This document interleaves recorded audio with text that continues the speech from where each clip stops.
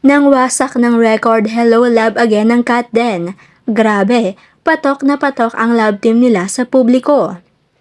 Gumawa na naman ng panibagong kasaysayan ang pelikulang Hello Love Again ni Alden Richards at Catherine Bernardo mula sa Star Cinema at GMA Pictures.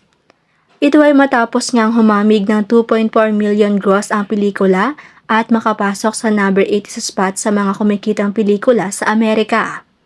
Bukod sa 1,000 sinihan sa Pilipinas, ipinalabas na rin ngayon sa iba't ibang sinema sa United States ang sequel ng blockbuster movie ng Kat Den na Hello Love Goodbye.